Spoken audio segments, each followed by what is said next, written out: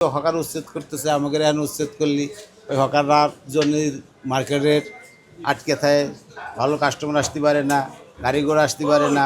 মার্কেটের জন্য মানে হকারদের জন্য আমাকে অনেক ধরনেরই অসুবিধা হচ্ছে।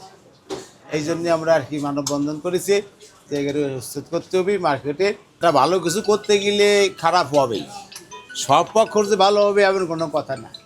কারোর একটু ভালো হবে, কারোর একটু অসুবিধা হবে, এইটাই বাস্তবতা।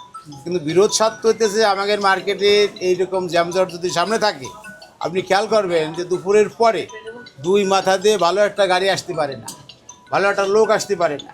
এটা তো সোনার মার্কেট, এখানে আসবে ভিআইপি কাস্টমাররা, তো তারা এখানে আসবে, ওই পাশের গাড়িতে আটকে যায়, ওই পাশের গাড়িতে আটকে যায়। এরা এমনভাবে মার্কেটটা চাপে ধরছে যে যাতে আমাদের মার্কেটটা দিন দিন বসে যাচ্ছে। এত বড় সুনাম ধন্য মার্কেট অল বাংলাদেশের মধ্যে আমাদের বাইতুল মোকাররম হলো শ্রেষ্ঠ সুনাম মার্কেট, কিন্তু এই হকারদের জন্যই আমাদের ভাবমূর্তি একেবারেই নষ্ট হয়ে যাচ্ছে। এই জন্যে আমাদের কমিটি এবং আমরা সবাই যৌথভাবে উদ্যোগ নিয়েছি, এরা যদি উঠে যায় আমাদের মার্কেটটা সৌন্দর্য হবে, তা আমাদের বেচা কিনা ভালো হবে। তাদের জন্যে তো অন্য ব্যবস্থা সরকার করবে, এটা তো আমাদের